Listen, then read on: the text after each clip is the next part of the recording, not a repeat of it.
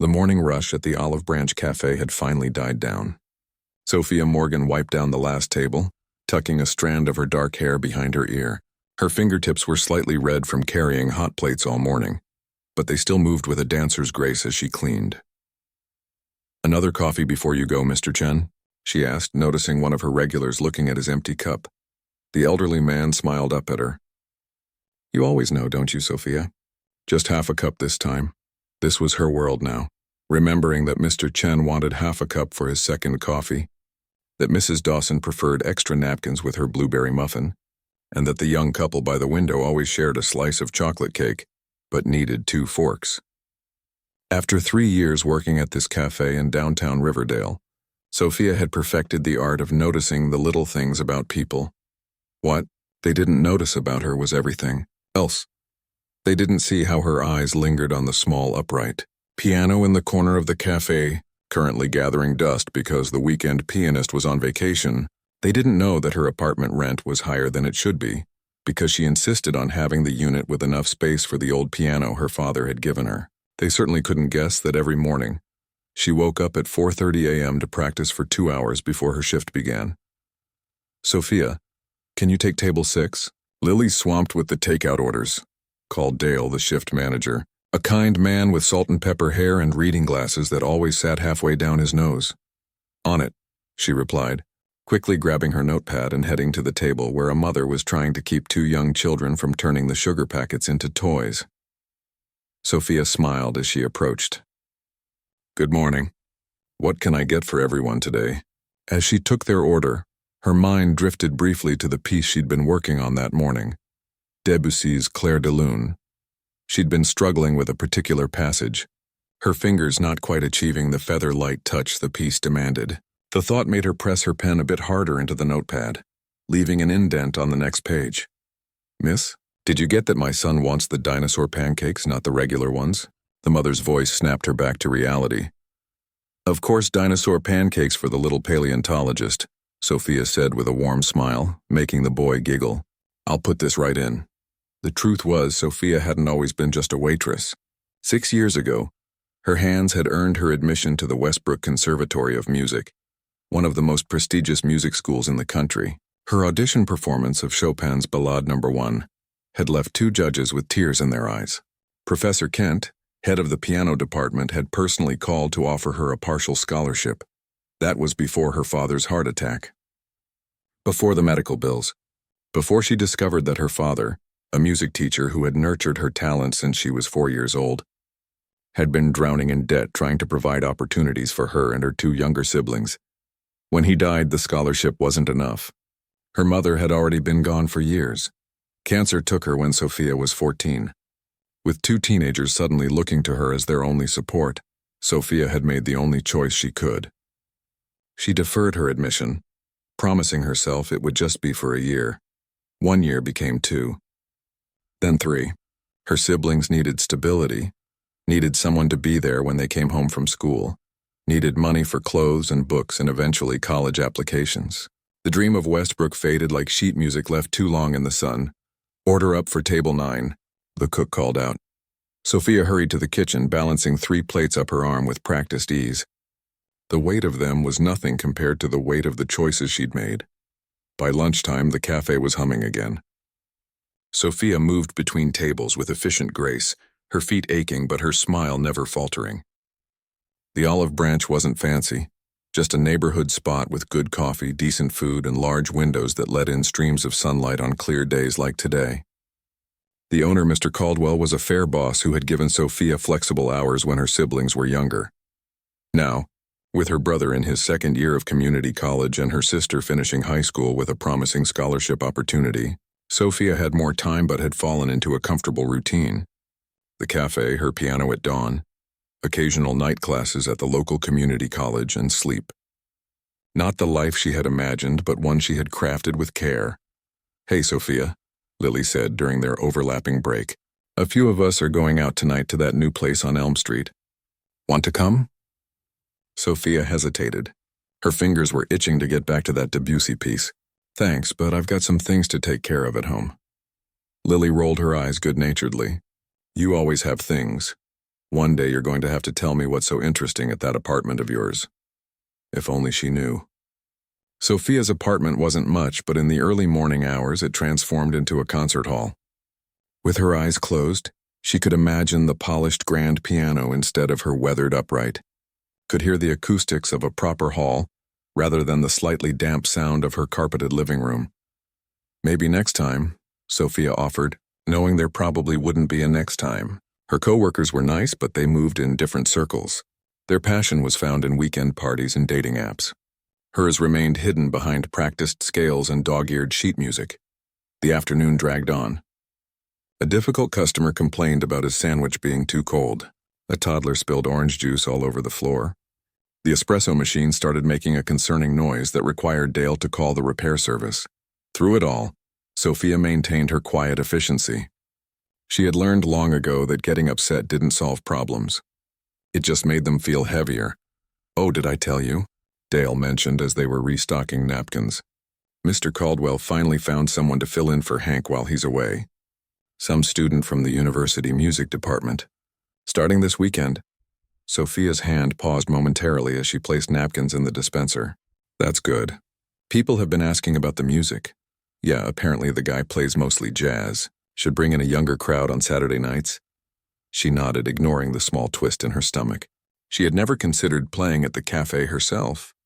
Her musical world and her work world were separate islands, and she had no intention of building a bridge between them. As her shift wound down, Mr. Caldwell himself stopped by, a rare occurrence in the afternoon. A stocky man in his 60s with a bushy mustache. He had owned the Olive Branch for over 20 years. "Sophia, good to see you," he said, his voice carrying across the now quiet cafe. "How are the classes going?" "Well enough," she replied.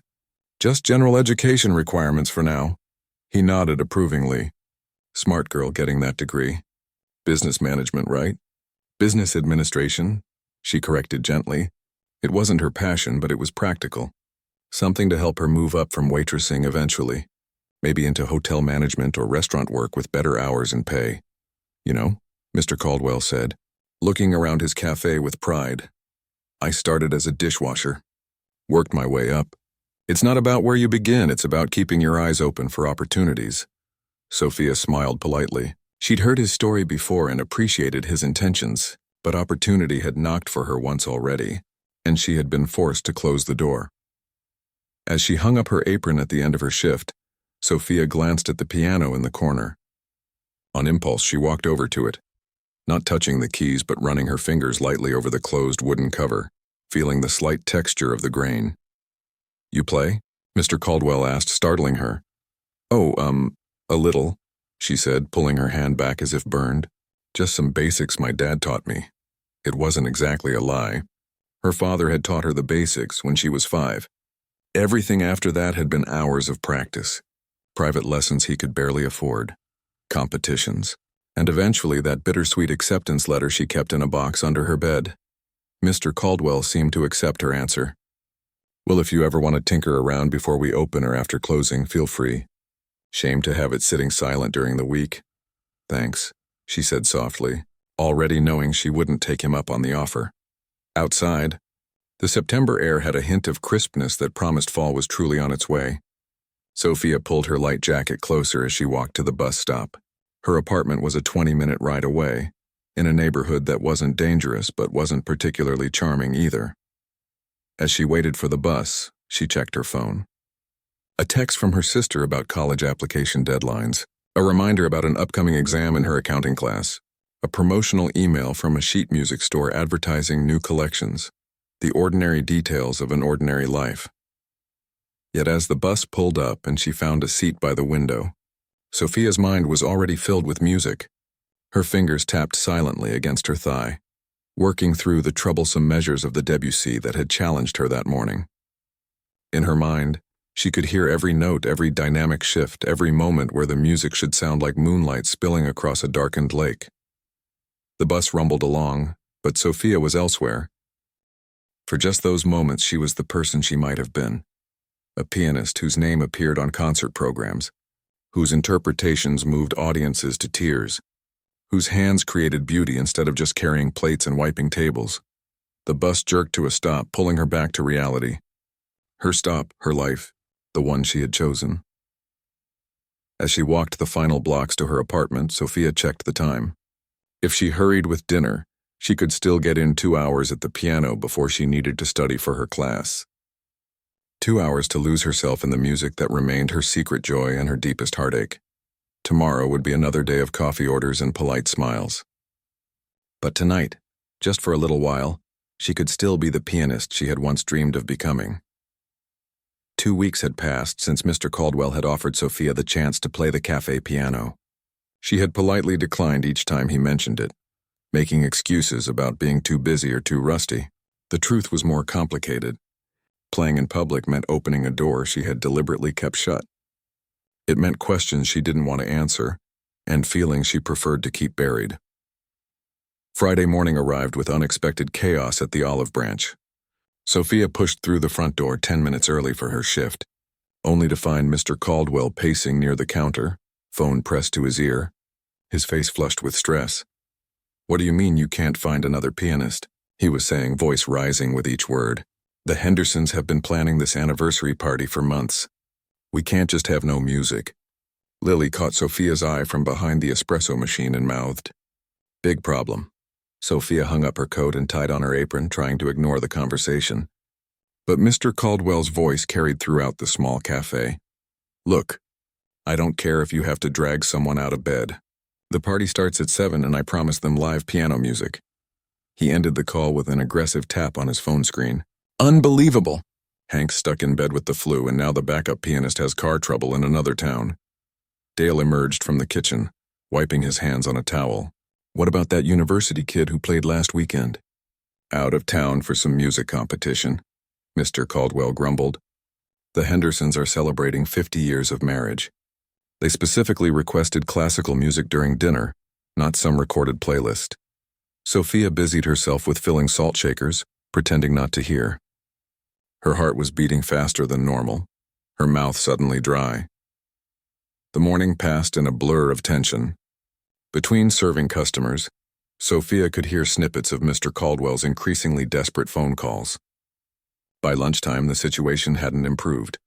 "It's their golden anniversary," he explained to the staff during a quick meeting. "Tom Henderson has been coming here since I opened this place. His wife loved the atmosphere and specifically wanted to celebrate here.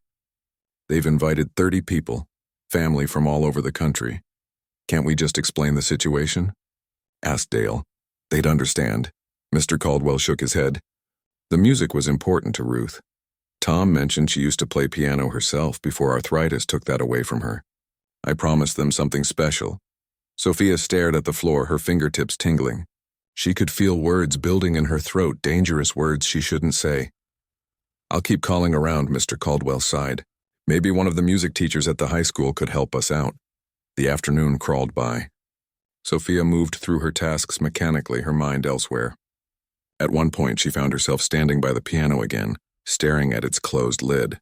This time, she lifted it carefully and pressed one key, then another, feeling the familiar resistance beneath her finger. "Still works," Mr. Caldwell said, appearing beside her. "Just need someone to bring it to life tonight." Sophia quickly dropped the lid. "I'm sure you'll find someone." But by 5 o'clock, with just 2 hours until the party, Mr. Caldwell's optimism had vanished. The staff watched him hang up what must have been his 20th call of the day. "That's it," he said, shoulders slumping. "I've tried everyone. I'll have to tell Tom we couldn't get a pianist." The disappointment in his voice was palpable. Sophia knew how much he valued his longtime customers, how personally he took their special occasions. Before she could stop herself, she spoke. "I can play." The words hung in the air. Mr. Caldwell turned to look at her, confusion clear on his face. "You?" "What?" Sophia's heart hammered in her chest. "I can play the piano. For the party." "You said you only knew basics," Dale said, looking equally confused. "I downplayed it," she admitted, her voice barely above a whisper. I play quite well." Mr. Caldwell stared at her. "How well is quite well?" Sophia took a deep breath. "Well enough for tonight. I know classical pieces. I was going to study piano before." She trailed off, not wanting to explain further. Hope flickered across Mr. Caldwell's face, but caution quickly followed. "This is a big event, Sophia. I can't put you in an uncomfortable position. I know, she said. But I can do it, really. After a moment of consideration, Mr. Caldwell nodded. All right, show me what you can do. Play something now. The cafe was nearly empty between the lunch and dinner rushes. Only 2 customers sat in a far corner deep in conversation. Sophia walked to the piano on legs that felt disconnected from her body. She sat on the bench, adjusting it slightly, and placed her hands on the keys. What should she play? Something to prove she could handle tonight. Her fingers settled into position, and she began Chopin's Nocturne in E-flat major. The first notes filled the cafe, tentative at first, then gaining confidence as muscle memory took over. She closed her eyes, forgetting where she was, forgetting the years of silence. Her body swayed slightly as the music flowed through her, the gentle melody rising and falling like waves. The middle section grew more intense, her left hand providing a steady rhythm while her right created the soaring melody. When she reached the final cadenza, her fingers danced across the keys with a delicacy that belied her usual role carrying heavy trays.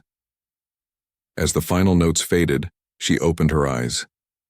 The cafe had fallen completely silent. Mr. Caldwell stood frozen, his mouth slightly open. Dale had stopped wiping a table, cloth suspended in midair. Even the 2 customers had turned to stare. Good heavens, Mr. Caldwell finally said. Where have you been hiding this? Sophia felt her cheeks burn. It never came up. Never came up?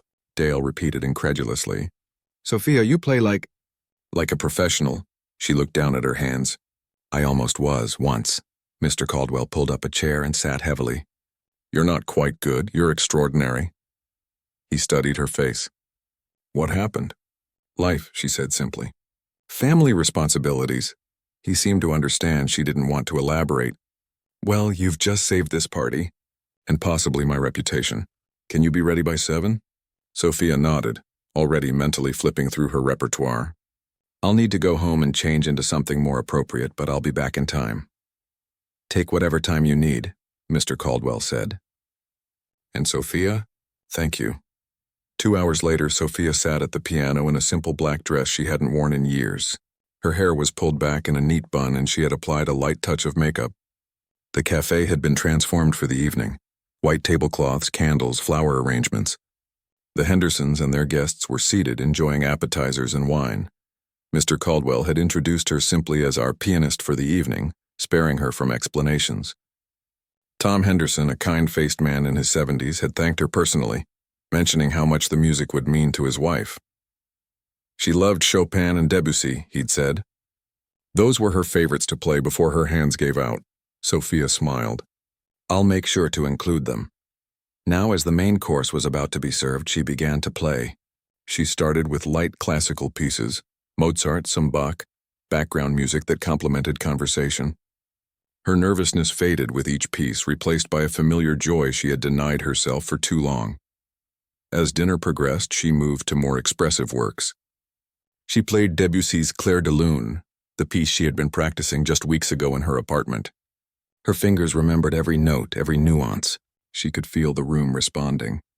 Conversations pausing as people turned to listen. When she began Chopin's Nocturne, the same piece she had played earlier for Mr. Caldwell, she noticed Ruth Henderson stop mid-conversation. The elderly woman turned in her chair, her eyes finding Sophia at the piano. There was something in her gaze, recognition, memory, emotion. During a brief break while dessert was being served, Ruth approached the piano. Her steps were slow, supported by a cane, but her eyes were bright and alert. "Young lady," she said, her voice warm but wavering with age. "Your playing is beautiful." "Thank you," Sophia replied. "Your husband mentioned you used to play." Ruth nodded, a wistful smile crossing her face. "Many years ago.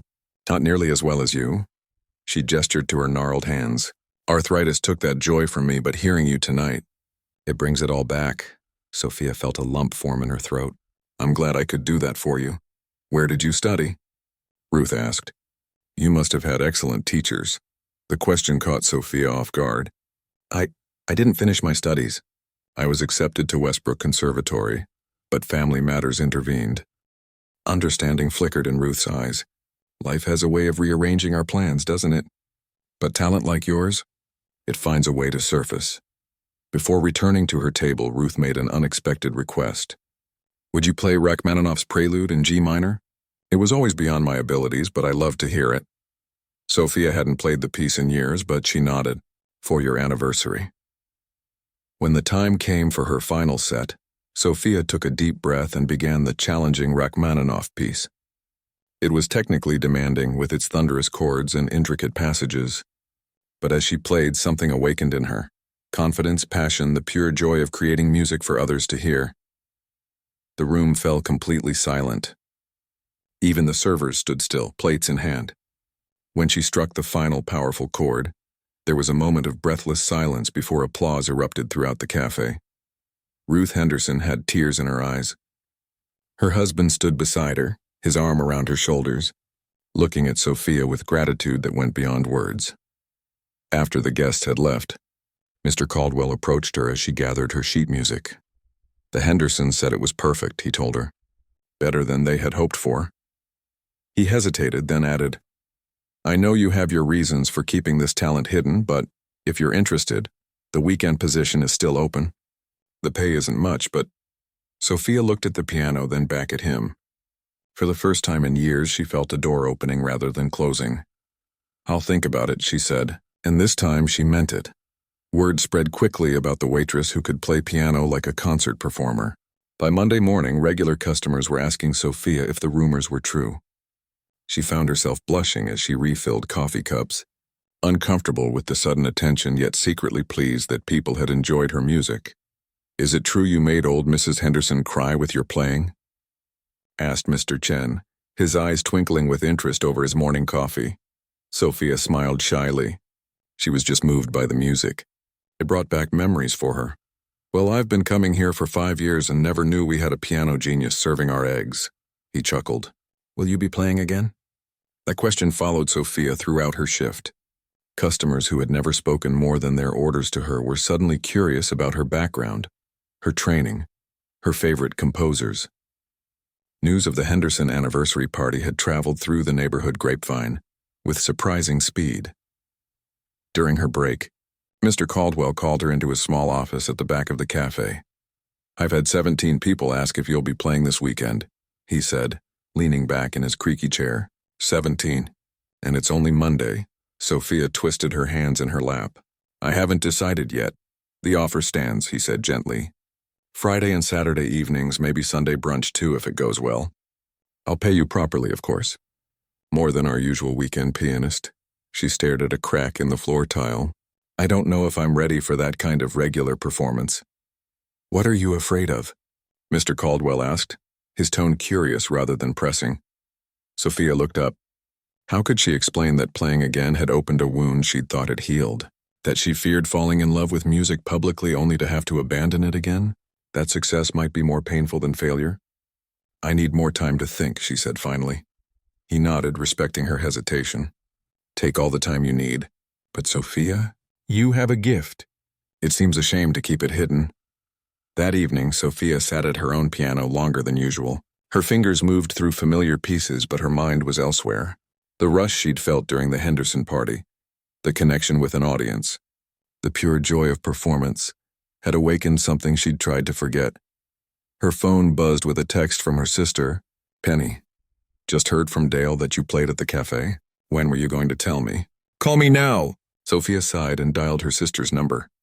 I can't believe I had to hear this from someone else, Penny exclaimed the moment she answered. My own sister becomes a piano sensation and doesn't even tell me? I'm not a sensation, Sophia protested. I just helped out when their regular pianist got sick. Dale said people were crying. Actual tears, Sophia? He said the old couple wanted to adopt you. Despite herself, Sophia laughed. No one's adopting anyone. It was just one night. But Mr. Caldwell offered you a regular gig, right? Please tell me you're taking it. Sophia hesitated. I haven't decided. What's to decide? Penny's voice softened. Soph, you gave up Westbrook for us. I've always felt guilty about that. Don't, Sophia said firmly. I made my choice, but that was then. I'm almost done with high school. Tom's doing well at community college. Maybe it's time you did something for yourself. After they hung up, Sophia sat in silence. Her sister's words echoed in her mind. Maybe it was time. The next morning, She arrived at work to find Mr. Caldwell putting up a small chalkboard sign by the entrance. Live piano music, Friday and Saturday evenings, featuring Sophia Morgan. Her heart skipped. I haven't said yes yet. He turned, looking slightly embarrassed. I'm sorry. I was being optimistic. I can erase it. Sophia looked at her name written in neat chalk letters. Something about seeing it there, official and public, made her decision suddenly clear. No, she said slowly. Leave it. I'll do it. Mr. Caldwell's face broke into a wide smile. You won't regret it. That Friday evening, Sophia arrived an hour before her usual shift would end. She'd brought a change of clothes, a simple blue dress that brought out her eyes. As she settled at the piano, she was shocked to see every table already full, with more people waiting by the door. Word got out, Dale whispered as he passed.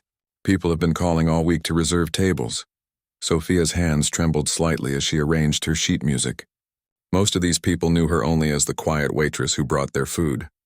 Now they were here specifically to hear her play. The weight of their expectations pressed on her shoulders, but when she began to play, everything else faded away. She started with Schubert, then moved to Chopin. As the evening progressed, she gained confidence, adding personal interpretations to pieces she'd played hundreds of times in private. The cafe was unusually quiet for a Friday night. Conversations hushed out of respect for the music. During her break, a young woman approached her. Excuse me, she said, holding out her phone. Would you mind if I recorded a bit of your next set for my social media? Your playing is amazing. Sophia hesitated, then nodded. I guess that would be okay. She didn't think much of it until the following Thursday when Lily burst into the cafe waving her phone. Sophia, have you seen this? You're viral. I'm what? Sophia looked up from restocking sugar packets. Lily thrust her phone forward. That video Abby Kim took of you playing last Friday has over 200,000 views. People are sharing it everywhere. Sophia took the phone with disbelief. There she was, lost in the music, playing Chopin's Ballad No. 1, the very piece she had once used for her conservatory audition. The video had thousands of comments, many asking who she was and where they could hear more. This is crazy, she murmured, handing the phone back. Crazy amazing, Lily corrected. You're famous now. Sophia laughed it off, but throughout her shift, more customers than usual asked if she was the piano player from the video. Some had traveled from neighboring towns just to hear her. That weekend, the Olive Branch was so packed that Mr. Caldwell had to bring in extra chairs. Sophia played to a full house both nights, her confidence growing with each piece. What surprised her most was how natural it felt, how right. The years of playing alone in her apartment had honed her skills rather than diminished them. On Sunday evening, as she was closing up with Dale, the cafe phone rang. Dale answered, then held it out to her with a puzzled expression. It's for you. Someone named Professor Eleanor Wright? Sophia froze. Eleanor Wright was the current director of piano studies at Westbrook Conservatory, the school she had given up years ago. With shaking hands, she took the phone. Hello? Is this Sophia Morgan? The voice was crisp, professional. Yes, it is. Ms. Morgan, I saw a video of you playing Chopin that has been circulating online. Your technique is quite remarkable. Am I correct in understanding that you're currently working as a waitress? Sophia swallowed hard. Yes, at the Olive Branch Cafe. Interesting career path, Professor Wright said without judgment. I'm calling because I'd like to hear you play in person. I'll be in town next Friday and would like to visit your cafe if that's acceptable. You want to hear me play? Sophia's voice sounded distant to her own ears. Indeed. I'm always looking for exceptional talent, and you certainly appear to have that. Would Friday evening work? After Sophia hung up, she sat heavily on a nearby chair. Dale looked at her with concern. Bad news? No, she said slowly. Just unexpected. The director of Westbrook Conservatory wants to come hear me play on Friday. Dale's eyebrows shot up. The fancy music school? That's huge. It's probably nothing, Sophia said, trying to temper her own sudden hope. She's just curious because of the video. But all week she practiced with renewed intensity. Each morning she woke earlier, spending 3 hours at the piano instead of her usual 2. She polished pieces she hadn't played in years, pushing herself to recapture the technical precision she'd once had. By Friday, the Olive Branch was buzzing with anticipation. Mr. Caldwell had somehow spread the news that an important music professor would be attending, and regular customers were eager to witness whatever might unfold. Sophia spotted Professor Wright the moment she entered, a tall woman with silver-streaked dark hair and impeccable posture. She sat at a corner table, ordered a cup of tea, and watched Sophia with analytical eyes. As she played that evening, Sophia felt as if she were auditioning all over again. She chose challenging pieces, Bach, Beethoven, Liszt, showcasing range and technical skill. When she finally played the Chopin ballade from the viral video, she poured every emotion of the past 6 years into the music. The loss, the sacrifice, the quiet determination, and the unextinguished hope. When she finished, the cafe erupted in applause. Professor Wright remained seated, her expression unreadable. After the crowd dispersed, she approached the piano. "You play with remarkable emotion," she said without preamble. "Your technique has some rough edges. Understandable given your circumstances, but your musicality is exceptional." "Thank you," Sophia said, unsure how else to respond. Professor Wright placed a business card on the piano. "Westbrook is launching a new program for non-traditional students, those who have taken unconventional paths or had to delay their education. We offer evening classes and performance opportunities that could accommodate your work schedule." She paused. "You were accepted once before, weren't you?" Sophia nodded, stunned that the professor had somehow known. "I thought so. I reviewed old admission files when I saw your video. Your name seemed familiar." Professor Wright studied her face. "Life often intervenes in our plans, Miss Morgan, but true talent finds its way back to the surface. Think about the program. Call me if you're interested."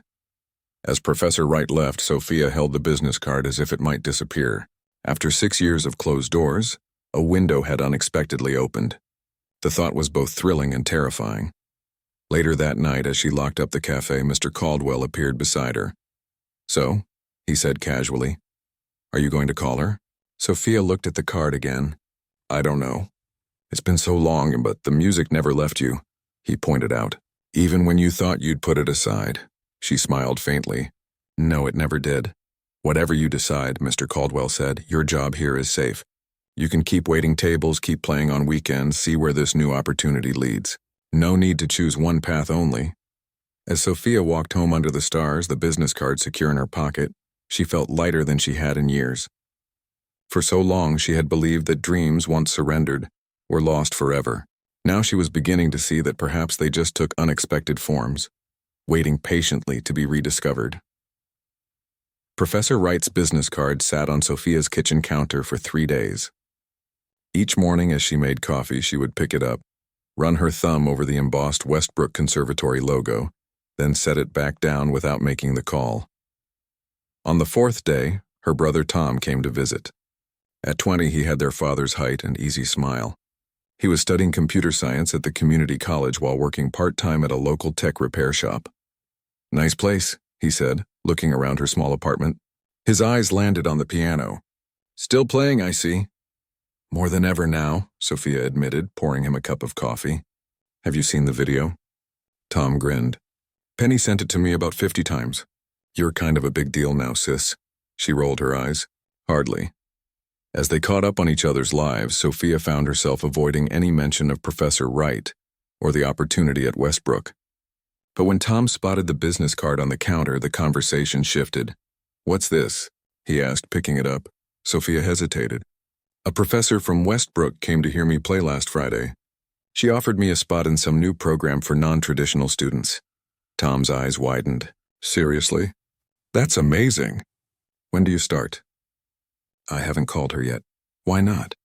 The question hung in the air. Sophia busied herself with washing dishes, keeping her back to her brother. "It's complicated," she finally said.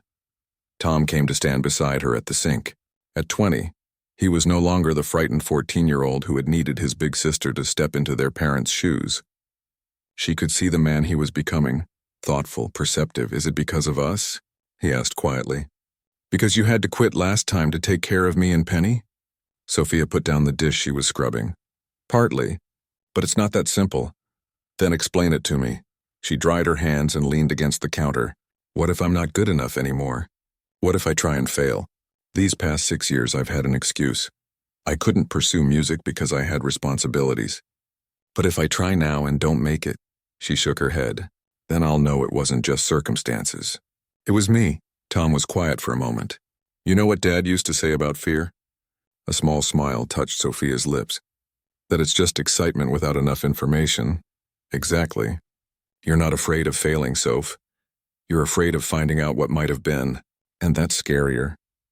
Later, after Tom had left, Sophia sat at her piano. Her brother's words echoed in her mind as she played through a Beethoven sonata. He was right. Fear had become her comfortable companion. As long as she didn't try, she could preserve the dream intact, untested by reality. She glanced at the clock. Nearly midnight.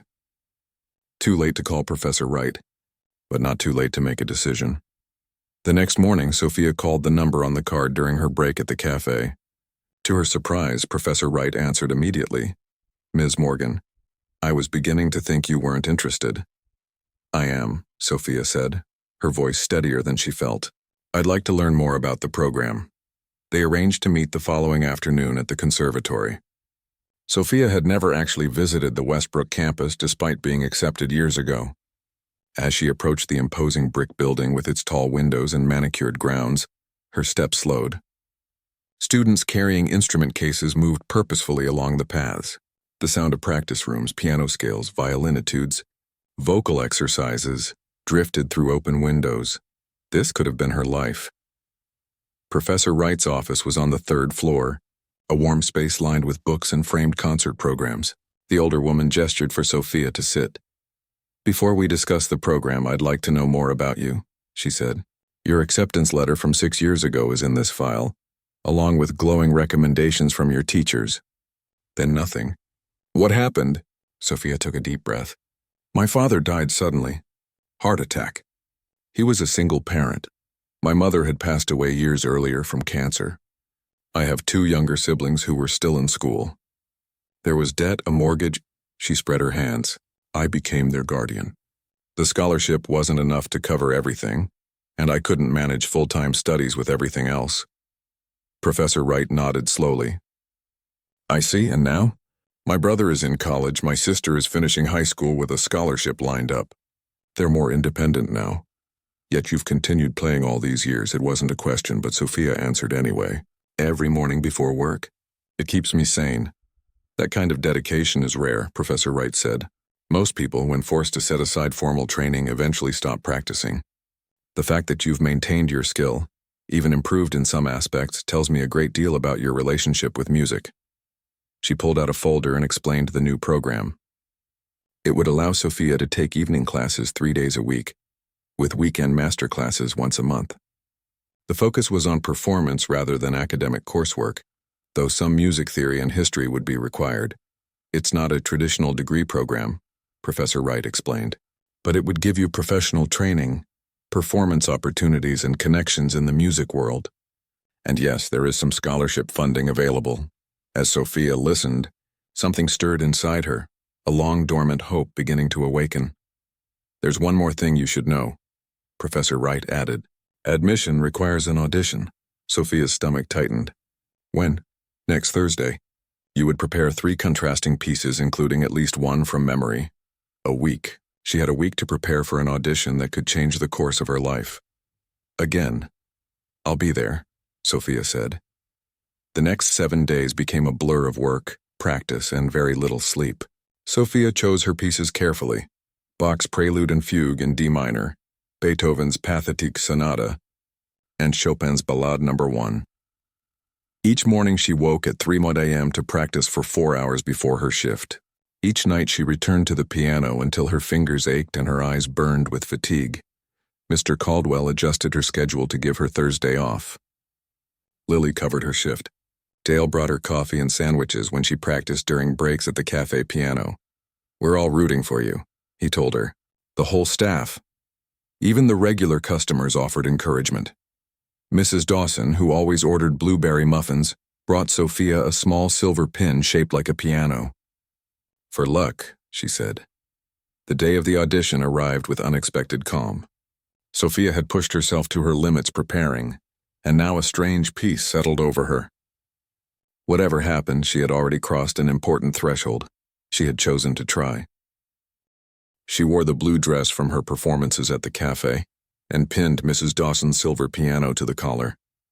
The audition was held in a small recital hall, with Professor Wright and 2 other faculty members seated in the middle row. "Whenever you're ready, Ms. Morgan," Professor Wright said. Sophia approached the gleaming grand piano, so different from her weathered upright or even the cafe piano. She adjusted the bench, took a deep breath, and began. The Bach flowed from her fingers with precision and clarity. The Beethoven followed with emotional depth. By the time she reached the Chopin, the piece that had once earned her admission to this very school, she was no longer in an audition. She was simply a musician communing with the music she loved. When she finished, silence filled the hall. Professor Wright's face remained impassive as she made notes on a pad. The other faculty members leaned together, whispering. Sophia stood, unsure what to do next. "Thank you, Ms. Morgan," Professor Wright finally said. "We'll be in touch soon." The wait was shorter than expected. That evening, as Sophia served customers at the Olive Branch, her phone buzzed with a text from an unknown number. "Please call when you're free. E. Wright."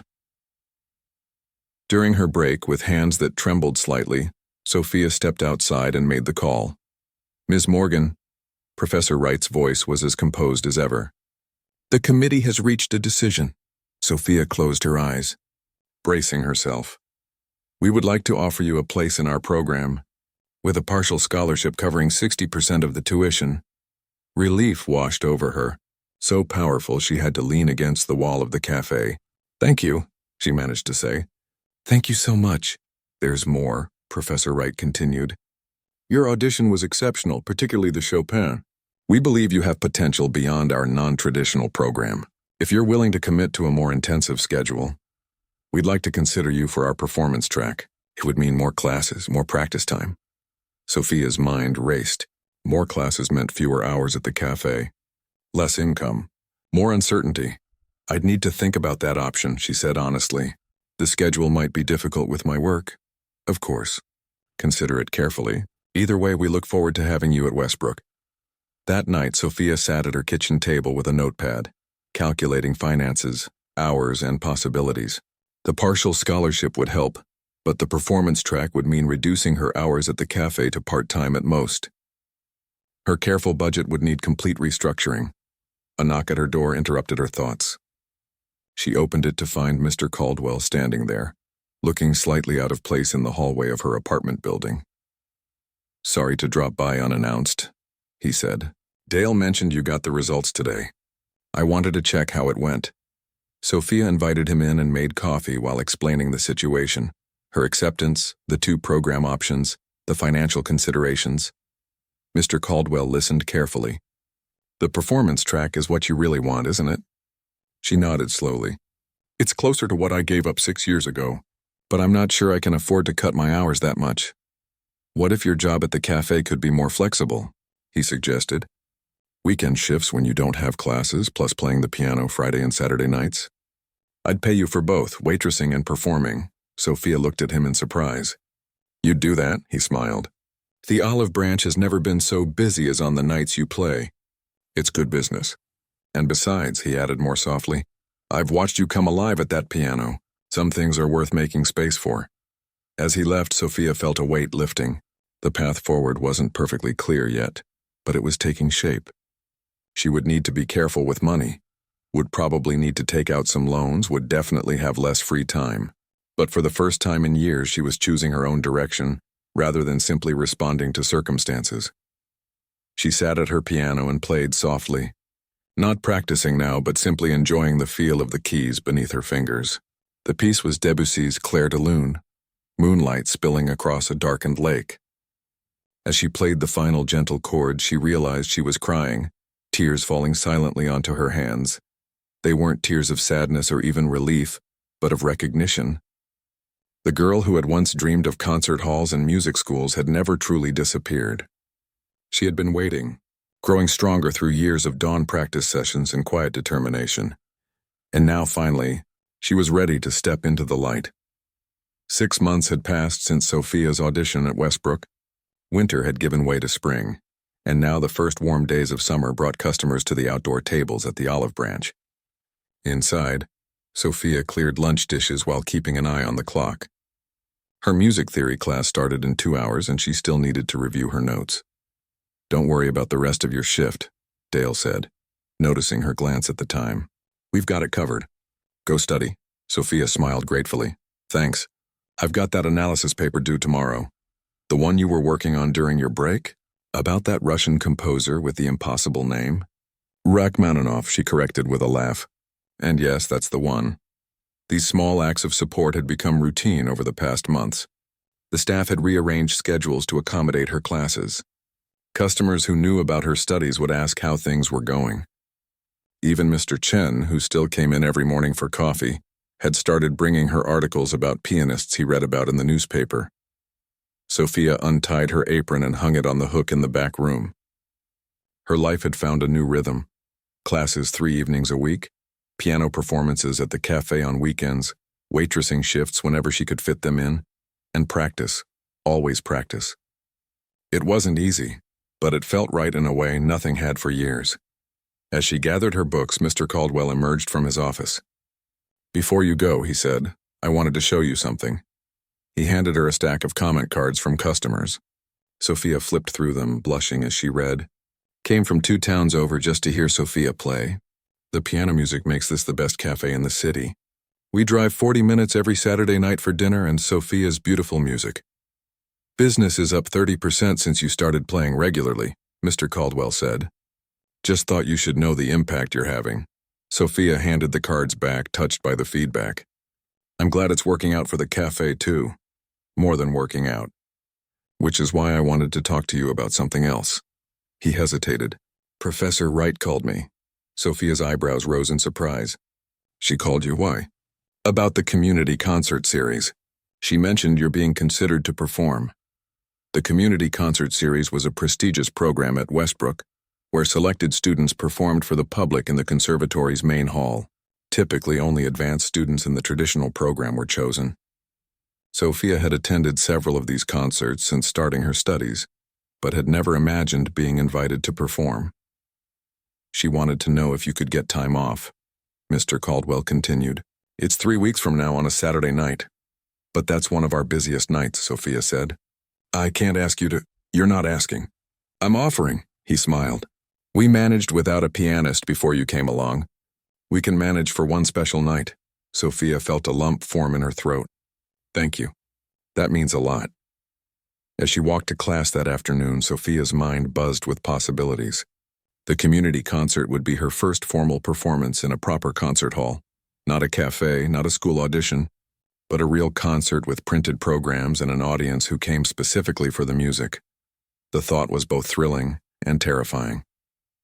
That evening, as Professor Wright's advanced performance class ended, the older woman motioned for Sophia to stay behind. "I spoke with Mr. Caldwell today," she said. "He assures me you can perform in the community concert." Sophia nodded. "He's being very supportive." "Good. Because I'd like you to perform Chopin's Ballade No. 1.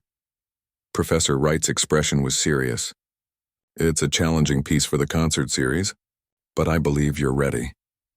The ballad, the piece that had first earned Sophia admission to Westbrook, the piece she had played in the viral video, the piece that had impressed at her second audition.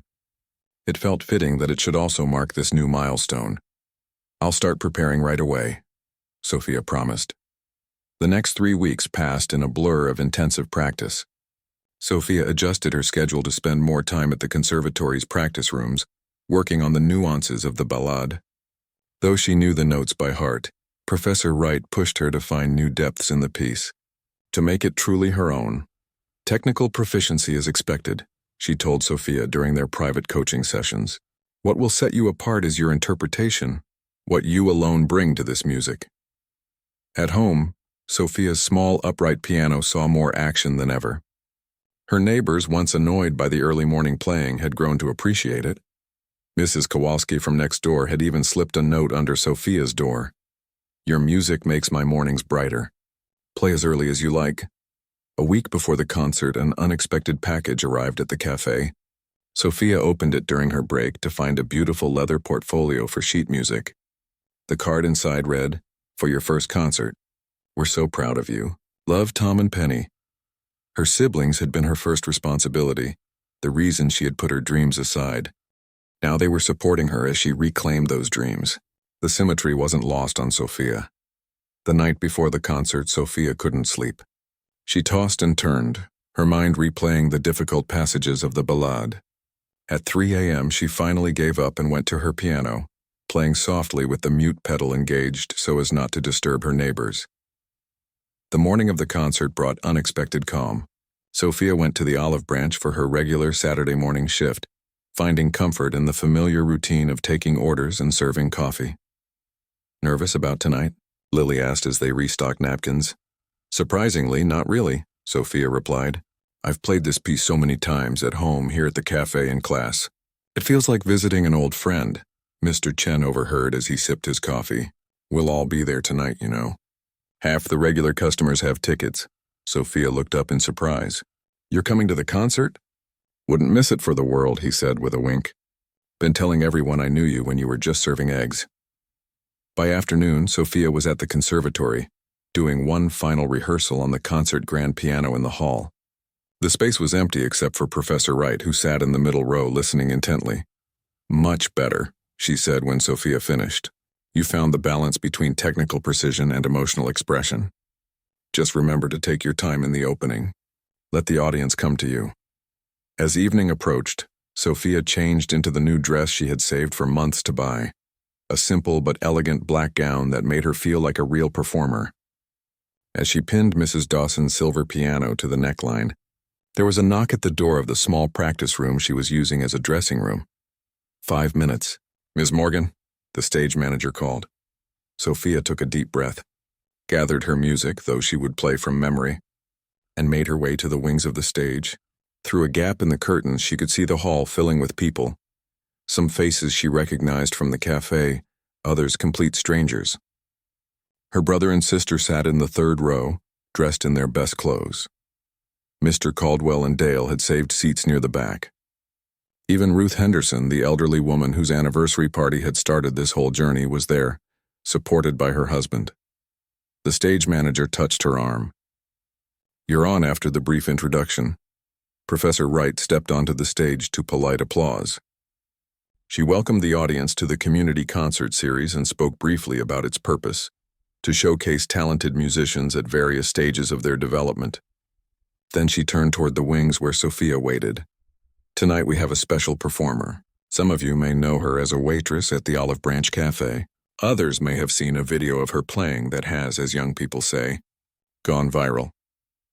But we at Westbrook Conservatory know her as a gifted pianist who reminds us that music finds its way into our lives through many different paths. Please welcome Sophia Morgan, performing Chopin's Ballad No. 1 in G minor."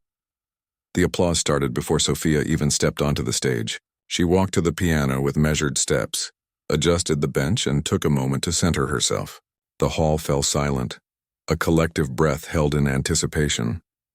And then she began to play. The opening notes of the ballade filled the concert hall, gentle, questioning, like the beginning of a story.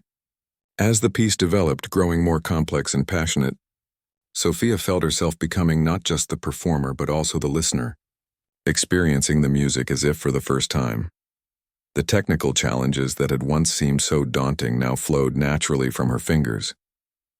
The emotional arc of the piece, from quiet introspection to thundering intensity, and back to a whispered question, carried both her and the audience on its journey.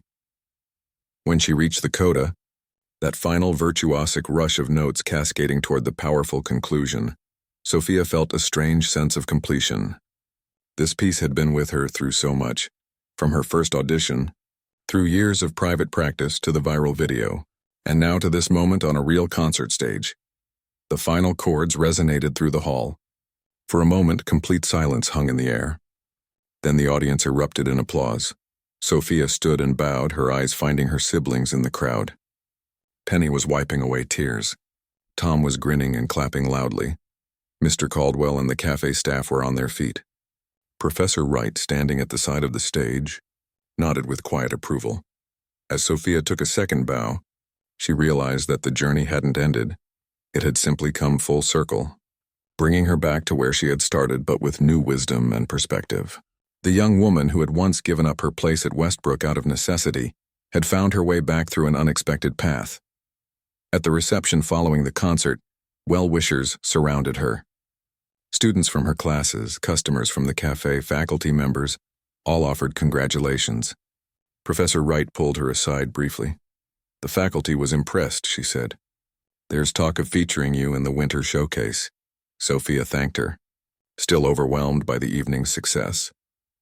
As the crowd thinned, she found Mr. Caldwell waiting patiently to speak with her. "So," he said with a smile, "will you still be playing at the Olive Branch after tonight's triumph? Or have we lost our weekend pianist to bigger venues?" Sophia didn't hesitate. "I'll be there next Friday as usual." "I wouldn't miss it." He looked relieved. "Good, because Mrs. Henderson has already reserved a table. Says your playing reminds her of her younger days." Later that night, as Sophia returned to her apartment, still in her concert dress, she paused before her old upright piano. It had been her companion through dark mornings and lonely nights, the keeper of her dreams when reality had demanded she set them aside. She sat down and played a simple melody, not Chopin or Beethoven or any of the classical masters, but a folk tune her father had taught her when she was a child. Its simplicity after the complexity of the ballade felt like coming home. Tomorrow she would return to the cafe, would tie on her apron and serve coffee to Mr. Chen and muffins to Mrs. Dawson. Next week she would attend her classes and practice new pieces. The rhythm of her days would continue, work and study, responsibility and passion now woven together rather than pulling her apart. But tonight, in the quiet of her apartment, Sophia played for no audience but herself, celebrating not just the success of her performance but the journey that had brought her there. A journey of rediscovery, of second chances, and of a melody that had waited patiently to be unveiled.